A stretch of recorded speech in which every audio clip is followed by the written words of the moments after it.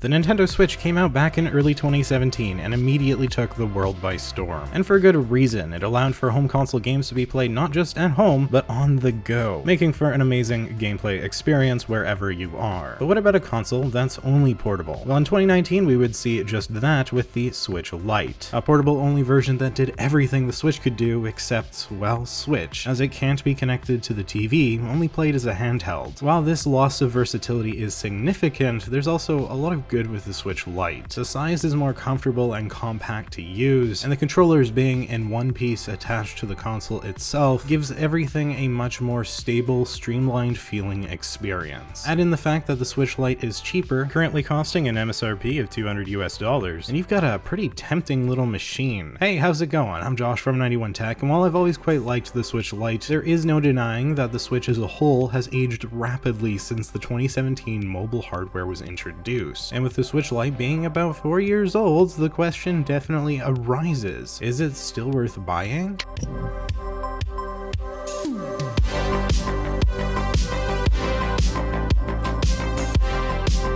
Asking this question implies that it was at least originally worth buying, so we'll go with that, but the Switch Lite has never been the ideal console for most people. While playing full-fledged home console games on the go is absolutely awesome, and the Switch Lite can play them just as well as any other more expensive Switch, not being able to connect to your TV is a massive downside, and extremely limiting for what the Switch can be. If you ever would even remotely consider wanting to hook up to the big screen, do not buy the Switch Lite, because for not much more money in the grand scheme of things, you can get a system that brings the best of both worlds. The Switch Lite might offer the best portable experience, being so focused on that aspect, but it's not a worthwhile sacrifice to make, and things have even changed on this front with the newer edition of the Switch OLED model. This version has a slightly larger display with thinner bezels, making it feel more modern and a decent bit larger, along with of course the screen being much more vibrant and colorful, really lending to the portable experience. The colors in games just pop on here. I'd rather play the OLED Switch portably than I would the Switch Lite.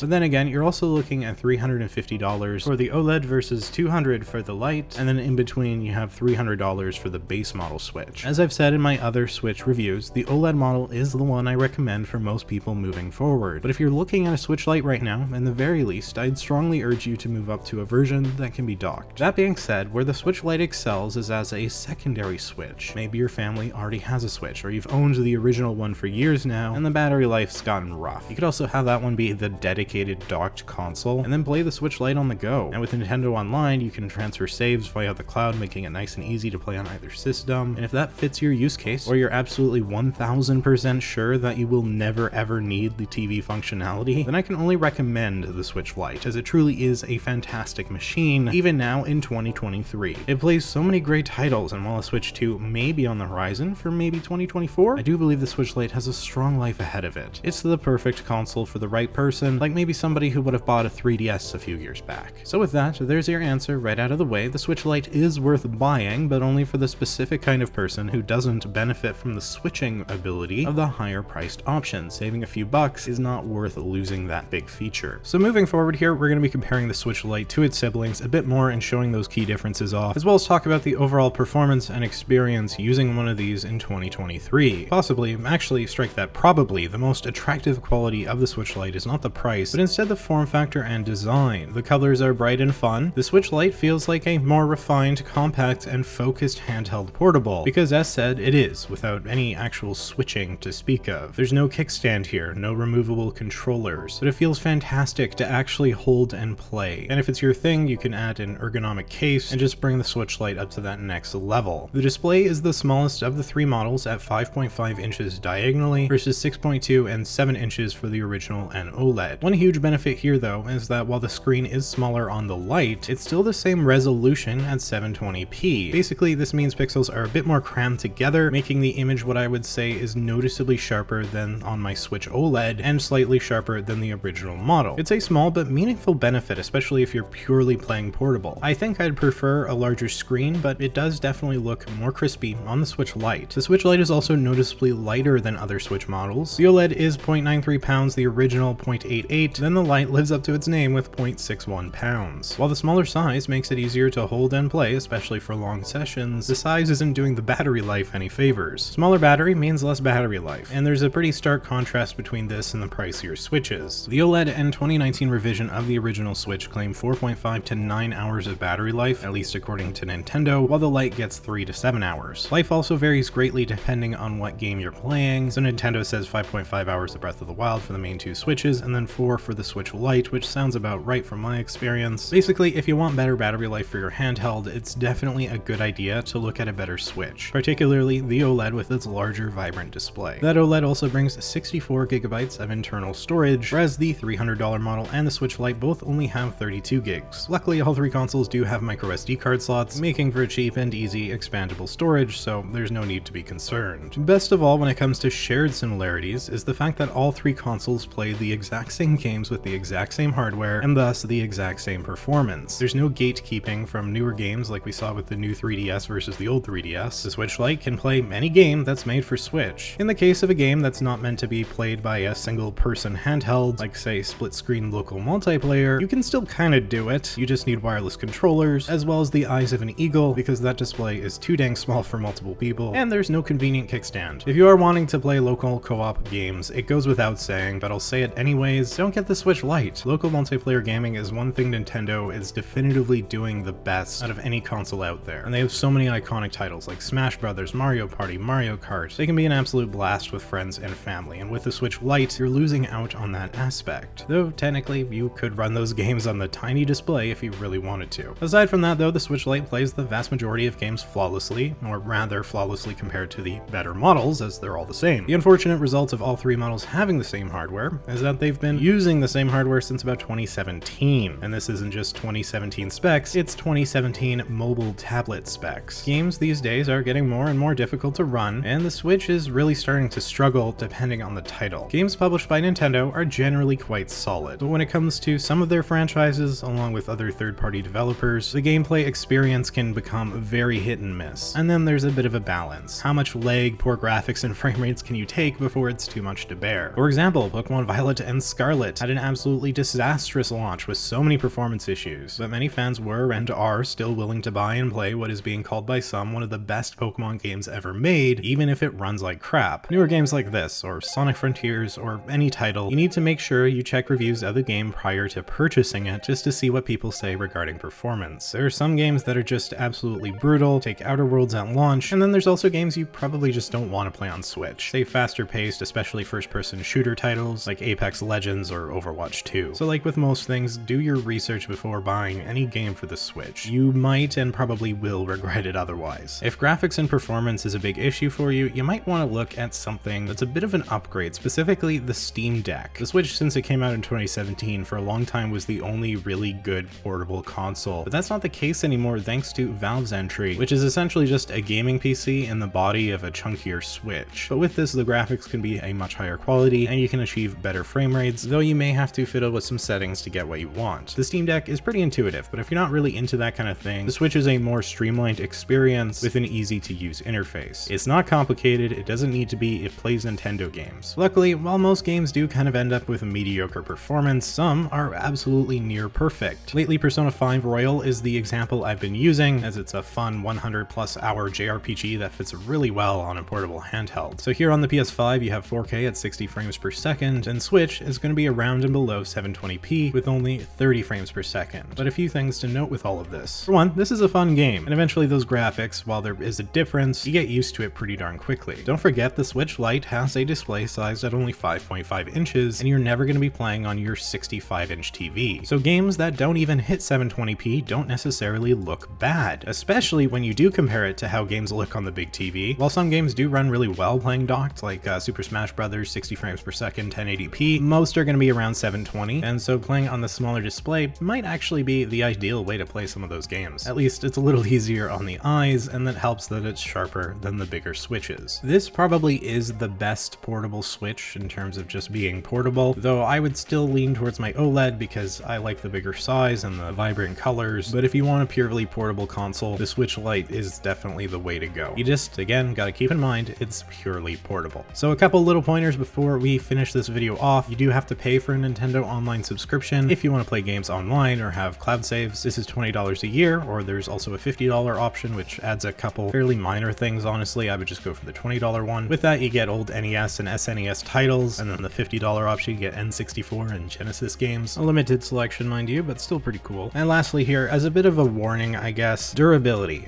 The Switch itself is pretty durable. I haven't had any issues. The problem is specifically the controllers and Joy-Con drift. It's infamous at this point when the analog stick is essentially making your character move a direction you're not trying to move. This is very common, and it unfortunately does happen with Switch Lites, which is a problem because those controllers are built into the system. So you can't exactly just buy new controllers and swap them. Even so, I really love the Nintendo Switch Lite. The complete package here is premium, refined, focused. I keep using all those words because that's the best way to explain the Switch Lite. It is purely focused on being portable, and it absolutely succeeds at that. It's just most people probably don't want to get a Switch that doesn't switch. And so with that, I think I'm right about done here. Thank you so much for watching. If you found the video interesting or helpful, maybe hit that like button and consider subscribing for more content just like this. Definitely want to hear from those of you who have the Switch Lite. How's it working for you? I've had mine a couple years now, and I've always really quite liked it. And if you're curious on why my Switch Lite is purple, I did a mod to put on a different case. It was actually a ton of work, and I don't recommend it. Link to that video in the description. But yeah, that's it for now. Thanks again for watching. I'm Josh from 91 Tech, and I will see you all next time.